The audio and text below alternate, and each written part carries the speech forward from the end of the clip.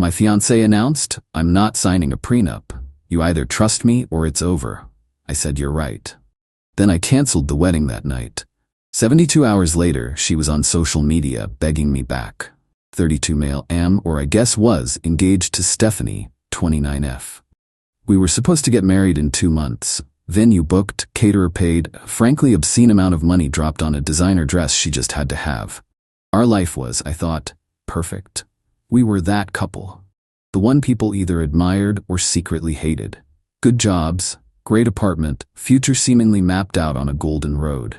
I own a small software development company. I built it from nothing. I started it in my tiny post-college apartment with maxed out credit cards and a diet that consisted mostly of ramen and caffeine. It's my baby. It's not a Fortune 500 company, but it's successful, employs a dozen people, and represents a decade of my blood, sweat, and sleepless nights. So the prenup, it wasn't about expecting failure, it was about prudence. My lawyer, who is also my oldest friend Ryan, insisted on it. He said, "You're not protecting yourself from Stephanie, you're protecting your company from a hypothetical catastrophe." It made sense. The document was simple. What's mine is mine, what's hers is hers. Anything we build together after the marriage date would be considered a joint asset, split 50-50. Fair, right? I brought it up with Stephanie last Tuesday. I tried to be gentle, framing it exactly as Ryan had, a business precaution, a way to keep things clean and protect my employees if the worst-case scenario ever happened. She looked at me, and her face went blank. It was a look I'd never seen before, cold, calculated. "A prenup," she said, the word tasting like poison in her mouth. "Yeah," I said, my palm starting to sweat. "It's just a formality, for the business." She let out a short, sharp laugh. It wasn't a happy sound. "A formality? You think our marriage, our trust, is a formality?" I tried to explain again, but she held up a hand. "No, I get it. You don't trust me. After everything, you think I'm some kind of gold digger." "Stephanie, that's not it at all. I love you." "Then prove it," she said, her voice dropping to a low, serious tone. It felt rehearsed, like a line fed to her by her status-obsessed parents. "I am not signing a prenup. You either trust me, or it's over." She stood there, arms crossed, chin tilted up in defiance. She was giving me an ultimatum.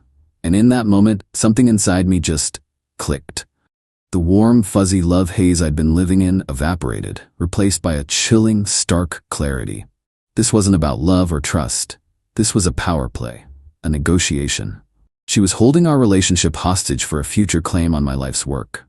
I looked at her, at the beautiful woman I thought I knew, and saw a stranger. I took a deep breath. "You're right," I said. A triumphant smile started to form on her lips. "I'm glad you see it, Mai." "You're right," I repeated, cutting her off. "It is over." The silence that followed was deafening. Her jaw literally dropped. Her face cycled through shock, confusion, and then a flash of pure rage. "What did you just say?" I said, "It's over. I'm not going to be emotionally blackmailed into a marriage, so we're done." She stared at me, sputtering. "You're going to throw everything away? Over a stupid piece of paper?" "No," I said, walking to the bedroom and grabbing a duffel bag. "I'm ending this because you just showed me who you really are. You see our marriage as a business transaction, and you just tried to force a hostile takeover. I'm just voiding the deal." That night, I stayed at Ryan's place. I didn't yell. I didn't cry. I just acted. I spent 3 hours on the phone. First call, the wedding planner. Cancel everything. Second call, the venue. I ate the $10,000 non-refundable deposit. Third call, the caterer. Another $5,000 gone. Florist, band, photographer. I systematically dismantled our future, one phone call at a time. It was an expensive night, but the cost of not doing it suddenly seemed infinitely higher. Stephanie blew up my phone, of course. A storm of texts, voicemails, first angry, then pleading. I didn't answer. I just put my phone on silent and got to work. Update 1. Okay, wow. This blew up way more than I expected. Thanks for all the DMs and comments. Most of you have been incredibly supportive. For those of you calling me a heartless asshole, well, you haven't seen the last 3 days. So the 72-hour mark. This is where it gets wild. After the initial barrage of texts, Stephanie went quiet for about a day. I guess she was strategizing. Then the social media campaign started. It was a masterpiece of manipulative vagueness, a black and white photo of us, smiling. The caption, "Sometimes you think you know someone. My heart is shattered, praying for clarity and healing after he decided to throw our love away over a piece of paper. Heartbroken, cold feet, love isn't enough. The comments were a flood of sympathy for her and vitriol for me. I was the monster who broke this sweet, innocent woman's heart. Mutual friends started texting me, "Dude, what happened? Are you okay?" Then came the escalation. Her parents, Ronald and Deborah. Ronald called me first, trying the intimidation tactic. "Jason," he started, no preamble. "I don't know what kind of game you're playing, but you're making the biggest mistake of your life. You need to fix this. Now." "There's nothing to fix, Ronald. It's over. You don't just end an engagement to my daughter. There are families involved, reputations. You're humiliating her." She gave me an ultimatum. I just accepted her terms, I said, my voice flat. He hung up. An hour later, Deborah called, trying the guilt trip. The real kicker was Stephanie showing up at my apartment last night. As soon as I opened the door, she burst into tears. "Jason, please," she cried. "I was scared. I was stupid. I made a mistake. Don't do this. I'll sign the prenup. I'll sign anything. I just want you back." For a split second, I felt a pang of the old love. But then I looked at her face, and it just seemed theatrical. This wasn't repentance. This was desperation. She'd played her hand, lost, and was now trying to undo the move. "No, Stephanie," I said, stepping back so she couldn't come inside. "You won't sign it, because there's nothing to sign. There's no wedding." Her face changed instantly. The tears stopped. The mask fell. "You bastard," she hissed. "You'll regret this." The first real consequence I delivered was an email. I tallied up every non-refundable deposit for the wedding. The total came to $27,450. I attached the invoices and a spreadsheet. The email was short. Subject: final shared expenses. "Stephanie, as the wedding has been canceled, here is the itemized list of non-refundable deposits. Your half is $13,720. Please remit payment within 30 days. I have paid these in full to protect our credit. Regards, Jason." Her response was a single line. "Are you kidding me?" I didn't reply. "I'm not kidding. This was just business." Update 2: It's been a rough few weeks. The term scorched earth doesn't quite cover it. Stephanie and her family have decided that if they can't get a piece of my future, they'll destroy my present. The passive-aggressive social media was just the start. They've launched a direct assault on my company. A flood of one-star Google and Yelp reviews appeared overnight. They were all from new accounts, using similar language. "The owner is unethical and untrustworthy. Do not do business with this company. The man in charge is a manipulative liar. Their entitlement is staggering. You hurt my feelings, so I have the right to destroy your livelihood." My first instinct was raw panic. I'm not a robot. Seeing my company's rating plummet and reading lies about my character sent a shock of ice through my veins. A longtime client called just to check in after seeing the reviews. "We lost a promising new contract. I can't prove the reviews were the sole cause, but the timing was damning. That was a $50 project, gone." For a couple of nights, I barely slept, just staring at the ceiling, my stomach in knots. But after the panic came a cold, burning anger. This wasn't just a breakup anymore. This was war. I called Ryan. His lawyer brain immediately went to libel and defamation. But he warned me, "It's a high bar to clear, and it's expensive. You need solid proof."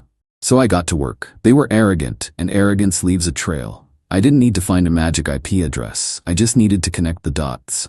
One of the reviewers, a Sharon P., used the same username Stephanie's cousin, Sharon Peterson, uses for her public Instagram and Venmo. Another review mentioned a failed security feature in one of our software builds. A detail from a beta test that was discussed in an email thread I was on with Stephanie, who I had naively shared my work frustrations with. They were using private knowledge to make their public lies sound credible. It was their hubris that would be their undoing. On top of this, the apartment situation is a nightmare. I can't just remove my name from a co-signed lease. I'm legally on the hook until it ends. Stephanie, knowing this, paid her half of the rent 2 weeks late, making sure it hit my credit report. She's actively trying to cause me financial damage. The peak of their audacity came from Ronald. He called me again. "Jason, this has all gone far enough," he said, like a king declaring a truce. "I agree," I said. "Good. Stephanie is willing to be the bigger person. We'll forget that ridiculous bill you sent. You apologize publicly, and we can all move on." I actually laughed, a bitter, sharp sound. Move on? You and your family are trying to destroy my company and my credit. Stephanie is hurt. She's lashing out. You can't blame her. Okay, Ronald, here's my counteroffer, I said, my voice steady despite the adrenaline. You are going to wire me $13,725 for the wedding costs. You will take down every fake review within 24 hours, and Stephanie will vacate the apartment at the end of the lease term without any further games. Do that, and I won't pursue legal action. He scoffed. You're delusional. You can't prove a thing. I have screenshots, Ronald. I have a documented pattern of harassment. I have an email where your daughter's cousin used her real name to post a fake review. You're not as clever as you think you are. I'm giving you one last chance to stop this before it gets very public and very expensive. He hung up on me. The ball was in their court. But this time, I was ready for where it would land. Final update. It's been a long, grinding 8 months. There was no single cinematic gotcha moment. Justice, I've learned, isn't a lightning strike. It's a slow, methodical grind that wears you down and costs a fortune. But we're finally on the other side. After my call with Ronald, nothing happened. The reviews stayed up. The money never came. They called my bluff. So with a heavy heart and a sense of grim determination, I told Ryan to proceed. We didn't just fire off a letter, we filed a civil lawsuit. The causes of action were focused and ironclad: defamation, libel, and tortious interference. Ryan advised that suing for the wedding costs was weaker and would muddy the waters, but we could use it as a powerful bargaining chip later. The suit focused on the demonstrable financial harm to my business. We had the evidence, the pattern of coordinated reviews, the cousin's blunder, the specific private details they used in their lies, and a financial assessment of the lost contract and reputational damage. The legal process was hell. It was months of discovery, depositions, and legal bills that made my eyes water. They fought back, of course, filing motions to dismiss and claiming it was all just opinion. Their legal strategy was to bleed me dry, assuming I, a small business owner, couldn't afford a protracted fight. This was the source of my sleepless nights. There were weeks I thought about just giving up to make it stop. I was hemorrhaging money on legal fees, all while my credit was taking hits because of Stephanie's lease games. It was the most stressful period of my life. The turning point was the depositions. Under oath, Stephanie's cousin crumbled when presented with the evidence of her online accounts matching the reviewer's profile. Stephanie herself, when questioned about the specific technical details in one of the reviews, couldn't explain how she knew them without admitting she got the information from me in confidence. Their lawyer saw the writing on the wall. He pushed for a settlement conference. The final confrontation wasn't a dramatic showdown. It was 4 hours in a sterile conference room that smelled like stale coffee. Me, Ryan, Stephanie, her parents, and their lawyer. Stephanie looked tired and angry. Ronald looked smaller, the bravado gone, replaced by a weary resentment. Our opening demand was for the full business damages plus all my legal fees. Their initial offer was insulting. We spent hours haggling. This wasn't a victory lap. It was an exhausting negotiation. In the end, we settled. I didn't get everything. I had to let go of the claim for punitive damages, and we settled on a number for the business loss that was less than I wanted, but more than they could afford to admit in court. The final check they wrote covered about 70% of my total damages and legal costs. As a condition of the settlement, they had to sign a non-disclosure agreement and a non-disparagement clause, legally barring them from ever mentioning me or my business again. And they had to provide written retractions to the review sites. I also demanded Stephanie's half of the wedding costs, and Ryan successfully argued it into the final settlement amount. It wasn't a perfect win, but it was a decisive one. It cost me, but it cost them more. The fallout for them was brutal, but realistic. Stephanie wasn't fired in a dramatic scene. Instead, news of the lawsuit, which is public record, made its way through her office. She was put on a performance improvement plan and sidelined from major projects. Her work environment became toxic. She quit 5 months ago. Last I heard, she's working a lower-level job and had to move back home with her parents to help pay for the settlement. Ronald and Deborah are social pariahs in their circle. The story got out. Not because people read court filings, but because rumors in wealthy circles spread like fire.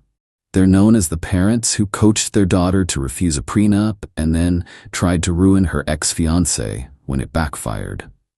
They had to sell their second car to pay their share of the settlement. As for me, the money from the settlement mostly went to paying off the last of my legal bills. I didn't feel triumphant. I just felt relieved.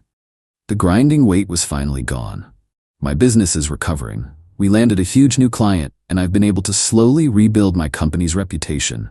I'm not the same person I was. That cool, calm clarity I felt on day one was a survival mechanism. This process has exhausted me and left me with a deep-seated caution I didn't have before. I haven't dated. I don't know when I'll be ready to trust someone like that again. The experience left a scar. But it's a clean scar. A reminder that when someone shows you who they are, believe them. And then be prepared for the fight of your life to get back what they tried to take from you.